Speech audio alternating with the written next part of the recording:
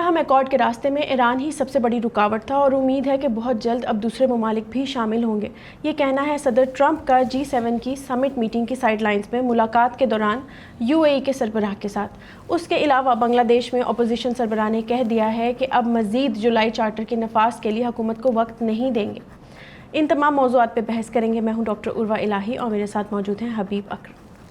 حبیب صاحب، سب سے پہلے G7 میٹنگ اور اس کے اندر اس سمٹ کے دوران ہم نے دیکھا کہ کس طرح ٹرمپ کو تمام کنٹریز نے آڑے ہاتھوں لیا اور پوچھا کہ بھئی کیا خد و خال ہوں گے یہ جو معاہدہ طے پایا جا رہا ہے.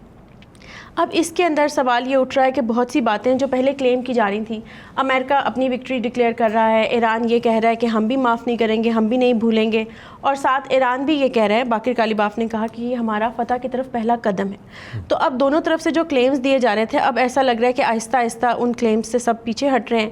امریکہ یہ کہہ رہا ہے کہ نہ ہم سینکشنز کو کمپلیٹلی لفٹ کریں گے. یہ ڈیپینڈ کرتا ہے کہ ایران جو بھی باتیں طے ہو رہی ہیں ان پہ عمل کرتا ہے تو پھر ہی اس کو مطلب سینکشنز کا ریلیف ملے گا. اسی طرح سے وہ کہہ رہے ہیں کہ ہارموز کے اندر آپ ٹول ٹیکس بھی نہیں لے سکتے، ٹھیک ہے. اس کے علاوہ جوہری ہتھیار بھی ایران کبھی بھی نہیں رکھے گا. یعنی اب امریکہ کا جو سٹانس ہے وہ اسٹرکٹر سے اسٹرکٹر ہمیں شو ہو رہا ہے. دیکھیے، ایک ہے اس معاہدے سے پہلے کی پولیٹیکل پوسچرنگ، اور اس میں ہم دیکھ رہے ہیں کہ کوئی بڑی تبدیلی نہیں آئی. مثال کے طور پہ 28 فروری سے آن ورڈ جب 8 اپریل جنگ ہوتی رہی تو اس دوران بھی یہ دونوں ملک ایک دوسرے کو کہتے رہے کہ ہم تباہ کر دیں گے، ایسی ضرب لگائیں گے کہ دوسرا اٹھ نہیں سکے گا، سویلائزیشن کا خاتمہ ہو جائے گا. وہ ڈونلڈ ٹرمپ بات کر رہے تھے. اچھا، جب اور 8 اپریل کو جب پہلی بار جنگ بندی ہوئی تو اس کے بعد سے بھی یہی ریٹورک جو ہے نا وہ ہم سن رہے ہیں. بار بار ایک ہی بات ہو رہی ہے، بار بار ایک ہی بات ریٹوریکل ایک تقریریں کی جاتی ہیں.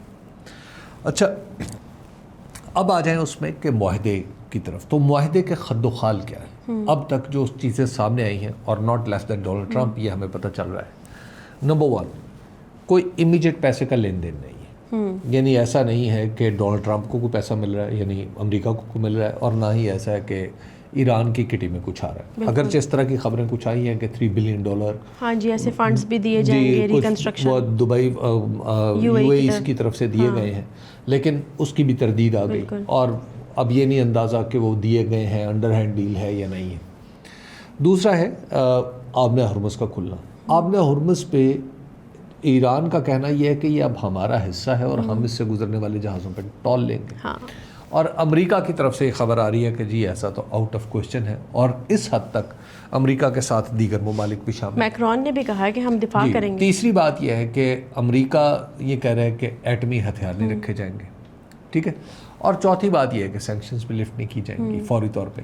اب یہ اگر خد و خال ہے جنگ بندی کے، یعنی یہ کیا MOU کے خد و خال ہے؟ بظاہر تو ایسے ہی لگ رہا ہے کہ جو MOU سائن ہوا ہے یا ہونا ہے، کیونکہ الیکٹرانکلی تو وہ سائن ہو چکا ہے. JD وینس کہتے ہیں کہ جناب ہم نے اتوار کو کر لیا، معاہدہ تو ہو گیا. اچھا، اب اس کو فائنلی کاغذ کے اوپر سائن جو ہے وہ جنیوا میں ہونے. اب جنیوا میں جب دستخط ہوں گے تو اس کے بعد پروبیبلی وہ معاہدہ سارے لوگوں کے سامنے آ جائے گا.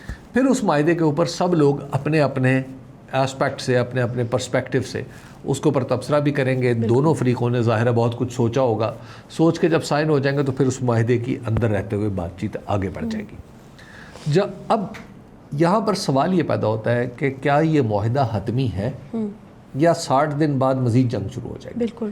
اب ایسا لگ رہا ہے کہ یہ معاہدہ حتمی ہے یا نہیں ہے، جنگ شروع ہونے والی نہیں ہے. یا کیونکہ اس کی وجہ یہ ہے کہ امریکہ چاہتا ہے کہ میں اس جنگ سے نکلوں. اور ڈونلڈ ٹرمپ صاحب جسے کہتے ہیں نا جوتے سر پہ رکھے ہوئے انہوں نے بھاگنے کے لیے. انہیں نظر آ رہا ہے کہ انٹرنیشنلی بھی میری سٹینڈنگ ختم ہو گئی ہے.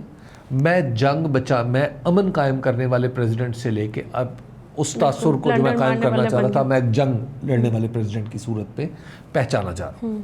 انٹرنلی ان کی اپروول ریٹنگ نیچے سے نیچے آ رہی ہے، اور یہاں پہ کوئی مرکل ہی ہو سکتا ہے کہ جو ڈونلڈ ٹرمپ کو مڈ ٹرم جو الیکشن میں جتا سکے. ٹھیک ہے. اس کے بعد آگے جب یہ صورتحال اس قدر گمبھیر ہو چکی ہے، امریکہ کے پاس تو کوئی راستہ آپ کو دکھائی ان کو بظاہر تو نظر نہیں آ رہا. اب امریکہ نے جو معاہدہ کیا ہے وہ معاہدہ ایک طرف امریکہ ہے اور ایک طرف ایران ہے. ایران کی طرف سے تو یہ بات ہو رہی ہے کہ آپ لبنان کے اندر جو کچھ اسرائیل کر رہا ہے اس کو رکوائیں گے، اور وہاں پر کوئی خلاف ورزی ہوئی تو وہ اس معاہدے کی خلاف ورزی بھی ہوگی. مطلب امریکہ اپنے آپ کو الگ نہیں کر سکتا. اچھا، لیکن امریکہ کے بارے میں عروا یہ واضح نہیں ہے کہ کیا اس نے باقی تمام ملک، سعودی عرب ہے، یو اے ای ہے، کویت ہے، عمان ہے، بحرین ہے، کیا ان ملکوں کے مفادات کا تحفظ کیا ہے؟ یہ بات واضح نہیں ہے. ڈونلڈ ٹرمپ کہہ رہے ہیں کہ ہم مفادات کا تحفظ کریں گے، لیکن اس معاہدے میں تو ان کا ذکر بھی نہیں ہے. Even they were not at the table. بالکل، وہ تو بیٹھے تک بھی نہیں تھے.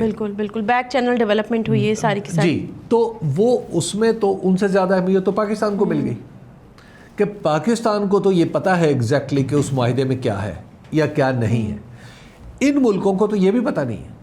پروبیبلی سعودی عرب کو پاکستان نے بتایا ہو یا باقی ملکوں کو، قطر کو شاید یہ علم ہو.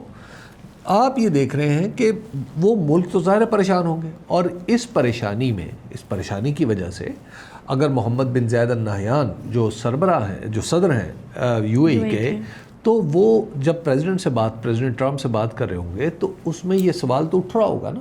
بالکل، میری ٹائم سیکیورٹی کے حوالے سے بات ہوئی ہے اور ہاسٹیلٹیز کو اینڈ کرنے کے حوالے سے کہ اب مطلب گارنٹیز لی جا رہی ہیں بیسکلی. دیکھیے، ایک ہے ان کی شکل، ایک ہے باہر جو میرے اور آپ کی کنزمپشن کے لیے ہے. بالکل. ایک ہے ریالٹی میں کوئی فریق اس کو کیسے دیکھ رہا ہے. بالکل، ٹھیک ہے نا. کیونکہ سب سے موسٹلی ہٹ تو یو اے ای تھا. اس کی مثال آپ یوں سمجھ لیجئے کہ ایک آدمی ہے، ایک میں ہوں جس کا بالکل جو کریڈٹ سکورنگ ہے وہ بالکل نیچے ہے. میں آپ کو چیک دیتا ہوں تو وہ آپ اس کو قبول نہیں کریں گے. ٹھیک ہے. لیکن ایک دوسرا آدمی ہے جس کی کریڈٹ سکورنگ بہت اچھی ہے، جو بڑے اچھے طریقے سے رہتا ہے، اس کا بڑا اچھا کاروبار چل رہا ہے، تو اس کی خالی پرچی بھی آپ قبول کر لیں گے. ٹھیک ہے. ڈونلڈ ٹرمپ نے اس جنگ میں جو لاس کیا ہے وہ اپنی کریڈیبلٹی کا کیا ہے. بالکل. تو اب ان کے اپنے حلیف ان پر یقین نہیں کر رہے، تو اس لیے یو اے ای کے لیے، یو اے ای جس نے سب ہٹ لی اور اس نے ایک بڑی سٹرونگ پوزیشن لے رکھی تھی جو تقریباً اسرائیل کے پاس چلی جاتی تھی، بالکل قریب تھی کہ آپ ایران کو یہاں تک لے کے آئیں کہ ایک ڈیٹرنس قائم ہو جائے تاکہ ایران دوبارہ جنگ نہ کر سکے. اسرائیل نے تو ابھی بھی اس سارے معاہدے کو تسلیم نہیں کیا، اور یہاں پہ بھی ایسا ہی لگ رہا ہے کہ اس فریم ورک کے حوالے سے ٹرمپ جو ہیں وہ یہ ملاقات کم وضاحت زیادہ لگ رہی ہے ٹرمپ کی طرف سے. جی، اب یہ وضاحتیں تو انہیں کئی جگہ پیش کرنی پڑے گی نا. جب وہ متن سامنے آئے گا تو اس کے بعد تو انہیں اپنے ملک میں بھی وضاحتیں پیش کرنا پڑیں گی. اس کی وجہ یہ ہے کہ اس معاہدے کو ابھی تو ڈونلڈ ٹرمپ یہ جو کچھ کہہ رہے ہیں تو ساری ہوائی باتیں ہیں نا. ابھی تک تو یہ تو پہلے بھی کہتے رہے، باہر نکلا ہی نہیں ہے. یہ تو پہلے بھی کہتے رہے. جب اوریجنل معاہدہ سامنے آئے گا جس پر جے ڈی وینس کے دستخط ہوں گے امکانی طور پر اور باقر غالباف کے ہوں گے، تو پھر پتہ چلے گا نا کہ اس معاہدے میں یہ ایم او یو کیا سائن کیا ہے. حبیب صاحب، ایسا لگ رہا ہے کہ کچھ کلیئر کٹ افرمیشنز ہیں نہیں. جس طرح اب 2-3 سوالات ہوئے، جیسے G7 میں بھی انہوں نے پوچھا کہ اب اسٹریٹ آف ہارمز کے اندر نیویگیشن کے حوالے سے کیا طریقہ کار ہوگا، تو انہوں نے آگے سے ٹرمپ نے یہ کہا کہ ابھی وہ طریقہ کار ہم نے ڈیسائیڈ کرنا ہے، مطلب we will decide it in like next 60 days. ابھی ان پہ مذاکرات ہونے ہیں، اور یہ کہ ٹول ٹیکس تو نہیں ہوگا، لیکن ہاں ایران کا کہنا یہ ہے کہ ہم میری ٹائم سروس فی چارج کریں گے. اب دیکھیں نا، وہ اب آپ اس کو ٹول ٹیکس کہہ لیں. یعنی دیکھیں نا، وہ پرانے زمانے میں بادشاہ جو ہوا کرتے تھے نا، وہ اپنے باج گزاروں کو پیغام بھیجا کرتے تھے جب وہ رقم وصول کر لیتے تھے نا ان سے، جو بھی باج گزاری کی رقم ہوتی تھی، اس کے بعد کہا کرتے تھے کہ جناب آپ کو تو تحائف بھی تو بھیجیں نا. ٹھیک ہے، تو آپ نام جو مرضی رکھ لیں. ٹھیک ہے تو وہ خراج ہی جو ایران وصول کرے گا. ایون جوہری ہتھیار رکھنے کے حوالے سے بھی جو بات ہو رہی ہے، اس میں بھی امریکہ کا بھی سٹانس ہے، ہاں جی ابھی مذاکرات ہوں گے اور IAEA اور امریکہ ان کو ہیلپ کریں گے ایرانینز کو کہ وہ تلف کر دیں پرانے جو سٹاک پائلز ہیں اور مزید کسی طرف نہ جائیں انریچمنٹ کی طرف. دیکھیں اس میں ایک تو یہ ہے nothing is finalized Habib Sahab. Actually nothing is finalized, but at the same time ہمیں یہ بات ذہن میں رکھنی چاہیے کہ جب ایران وہ جو 60 days کا پیریڈ ہے جو وہ ایک کولنگ آف پیریڈ بھی ہے. ٹھیک ہے نا، 8 اپریل سے لے کے اب تک بھی کافی کولنگ آف ہو چکا ہے، اور آگے بھی ہم دیکھیں گے کہ مزید کول آف ہوں گی چیزیں. جب ٹرمپ کے اوپر سے جب ایران کے اوپر سے کچھ پابندیاں ہٹیں گی نا اور ٹرمپ تھوڑے پریشر سے باہر آئیں گے، تو اس وقت ایران کو یہ ذہن میں رکھنا چاہیے کہ ایران واپس فروری 2026 کی پوزیشن پہ چلا جائے گا جہاں پہ ایران کی رولنگ ایلیٹ کے خلاف ایک موجود جد و جہد بھی تھی. اور ابھی تو تہران میں یو ایس کے ساتھ ڈیل کے خلاف مظاہرے ہو رہے ہیں. یہ جو مظاہرے ہیں یہ تو چلیے یہ جیسے بھی ہوں، یہ مظاہرے عام طور پر سرکاری نوعیت کے ہوتے ہیں، لیکن وہاں پر ایک ریئل ریزسٹنس بھی تو موجود ہے نا. بالکل. جیسے ہی حالات ٹھیک ہوں گے تو ایران کے اندر کے جو فریکچرز ہیں سسٹم کے وہ بھی سامنے آنا شروع ہو جائیں گے. ایکسٹرنل انیمی کا جو وہ ایک پریشر ہے جب وہ ختم ہوگا تو انٹرنل فشرز جو ہیں وہ ایگزیکٹلی وہ دوبارہ واضح ہونا شروع ہو جائیں گے. تو لہٰذا ایران کے پاس بھی ایسا نہیں ہے کہ اس کو بلینک چیک مل گیا ہے. یعنی وہ بظاہر جو چیزیں اب لگ رہی ہیں کہ ایران کی فیور میں جا رہی ہیں وہ شاید ود ان نیکسٹ 60 days ایسا دکھائی نہ دے. اور کیونکہ ایران کی اندر کی جو سیاسی ڈائنامکس ہے وہ بالکل الگ ہے اور امریکہ کی جو پولیٹیکل ڈائنامکس ہے وہ الگ ہے. امریکہ کو ایک رسپائٹ چاہیے تھا، وہ بھی رسپائٹ امریکہ کو نہیں چاہیے تھا، ٹرمپ کو چاہیے تھا. ایسا نہیں تھا امریکہ کے پاس اسلحہ ختم ہو گیا. بالکل. ان کا پولیٹیکل کیپٹل تیزی سے ویسٹ ہوتا جا رہا تھا اور وہ دیکھ رہے تھے کہ ایران کا پولیٹیکل کیپٹل اس سسٹم کا بڑھ رہا ہے. تو لہٰذا یہ جو جنگ بندی ہے، اس جنگ بندی میں دونوں نے اپنی اپنی پولیٹیکل سچویشن کو بھی دیکھنا ہے نا. بالکل. تو لہٰذا وہاں پر یہ کچھ ایران کو کنسیشنز دینی پڑیں گی اور کچھ امریکہ کو، لیکن امریکہ سے کنسیشنز لینا امریکہ کی شکست ہے.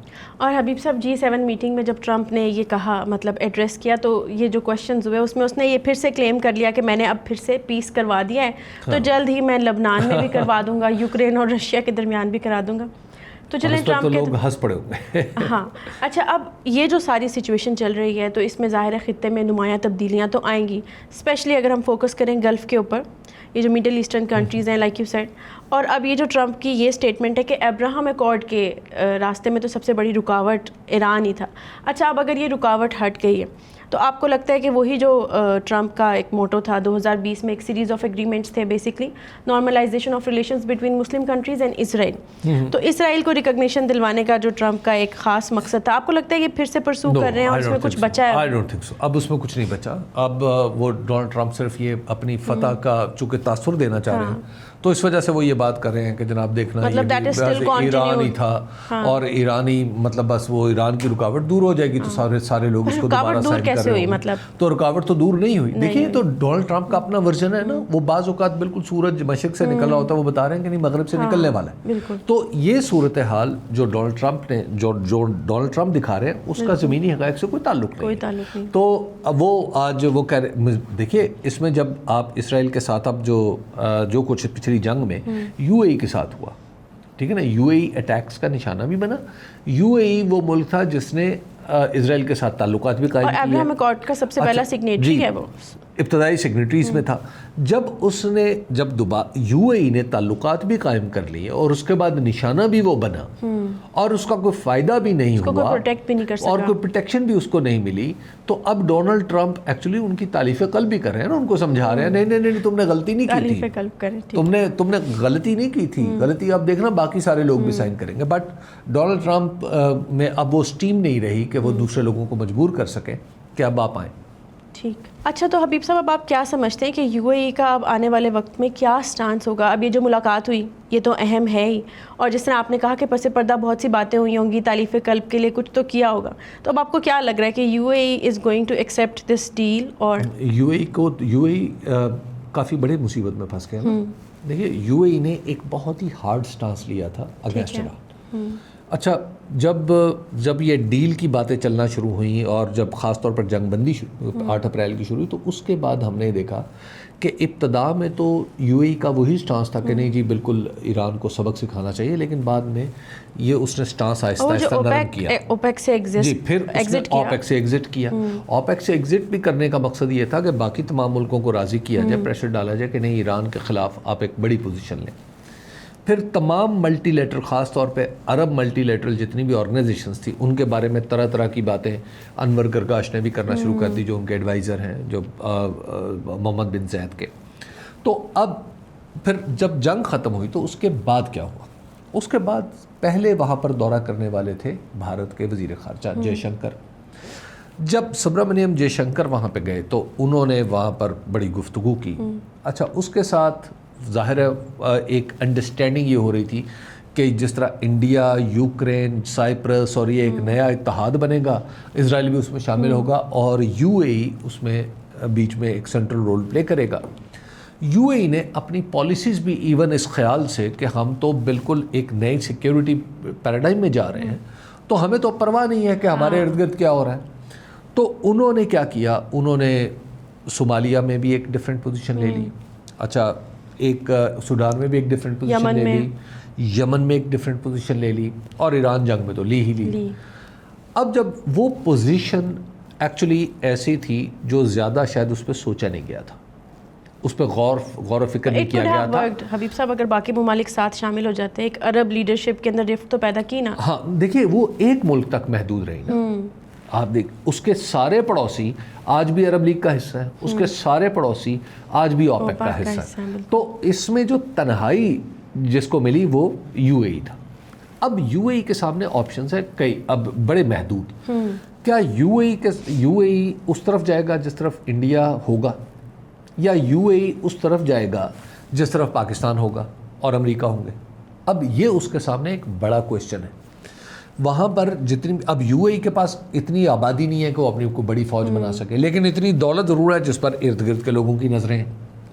تو یہ پہلے امریکہ کی جو سیکیورٹیز کو پروویژن تھی اب وہ ختم ہو گئی ہے, مطلب ایک ایسی چھتری ہے جس میں سوراخ ہی سوراخ ہو چکے ہیں.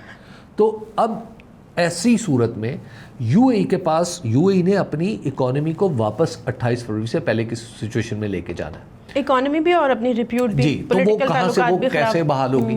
وہ اسی صورت میں بحال ہوگی جب یو اے ای اپنے لیے دوبارہ سیکیورٹی ارینجمنٹ کرے گا اس طرح کے کہ جس پہ ایران, جس سے وہ انسولیٹ ہو سکے کم از کم ایران سے. تو اس کے لیے الٹیمیٹلی ایسا لگتا ہے کہ یو اے ای کو واپس اسی بلاک میں آنا پڑے گا جہاں سے وہ چلا تھا. جیسے اس نے پاکستان سے کہا جی $3 ارب دے دو, یہ کریں گے وہ کریں گے, پاکستانیوں کو نکالنا شروع کر دیا. تو اب صورتحال یو اے کو شاید سمجھ آ جائے گی کہ ڈونلڈ ٹرمپ یا امریکہ کی چھتری تو سوراخ والی ہے. تو ہمیں کہیں نہ کہیں ایک ایسی ارینجمنٹ کرنی چاہیے جو پاکستان, یعنی جو ایران کو آئندہ کی کسی جارحیت سے روک سکے, اور وہ پروبیبلی انڈیا نہیں روک سکے گا. اب وہ امریکہ بھی نہیں روک سکے گا. اب امریکہ تو اب سمجھے اگلے 20-25 سال یہاں پہ آئے گا نہیں. انڈیا نے آج تک کوئی جنگ اپنے سمندر سے کہیں باہر نہیں لڑی. انڈیا کبھی کسی جنگ میں کسی کا حلیف نہیں رہا.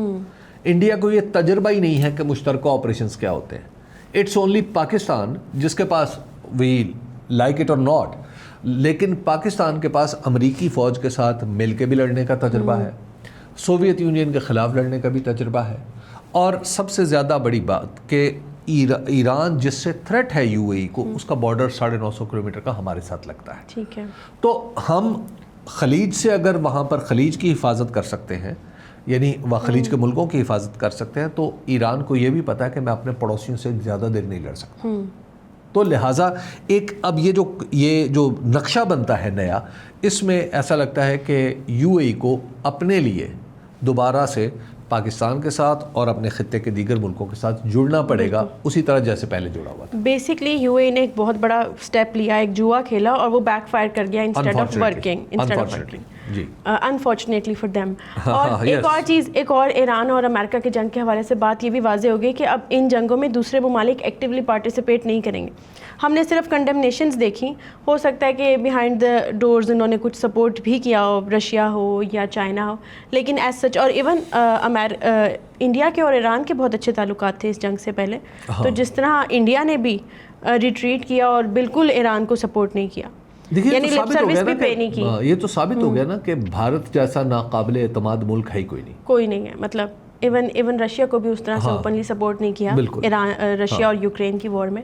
اچھا حبیب صاحب, اب ہم واپس آ جاتے ہیں اور بنگلہ دیش کی بات کر لیتے ہیں. بنگلہ دیش میں ہمیں یاد ہے کہ جو اپرائزنگ ہوئی اور شیخ حسینہ کی جو حکومت تھی اس کو الٹایا گیا, اور اس کے بعد ایک جولائی چارٹر سائن ہوا کہ یہ تبدیلیاں لانی ہیں, ہم نے یہ ریفارمز انٹروڈیوس کرانے ہیں کانسٹیٹیوشن کے اندر.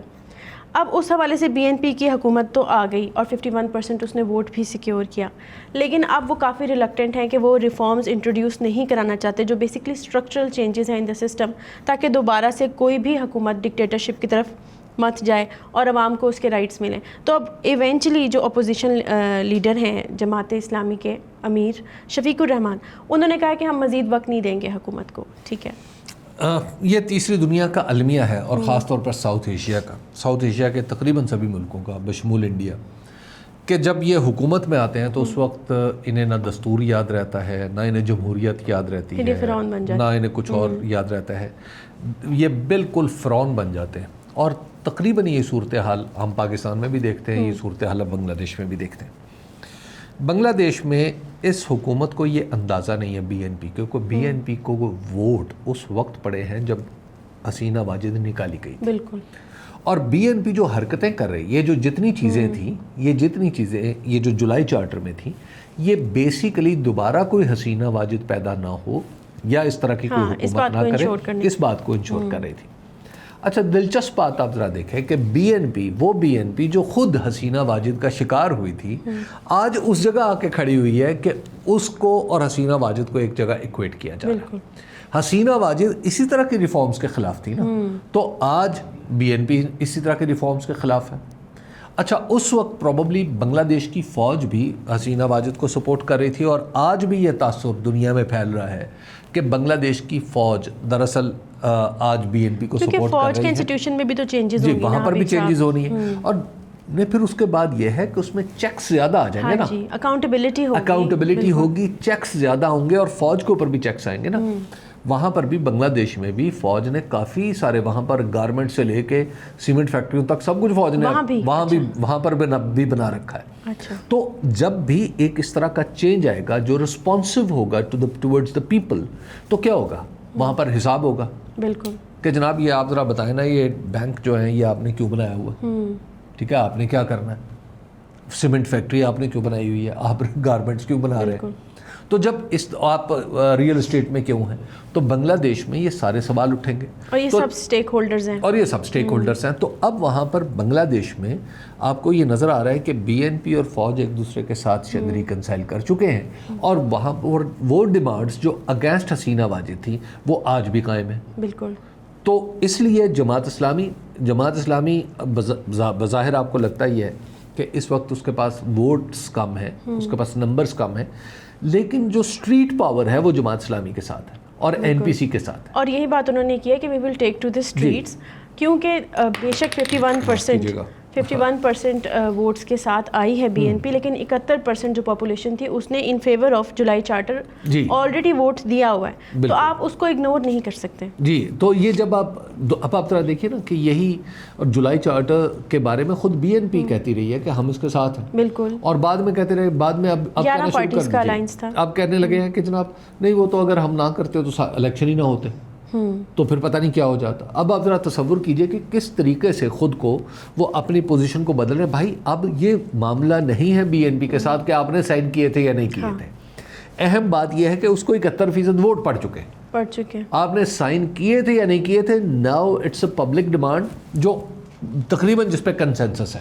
71% ووٹ کو کم تو نہیں ہوگا. بالکل. اور انہوں نے یہی کہا ہے کہ اگر ایک حکومت جو ہے وہ عوام کی رائے کا احترام کرنا چھوڑ دیتی ہے، جیسے جولائی چارٹر کو اگنور کیا جا رہا ہے، تو پھر وہ عوام کی ریپرزنٹیٹیو گورنمنٹ نہیں رہتی. آج کے لیے اتنا ہی، آپ سے ملاقات ہوگی کل.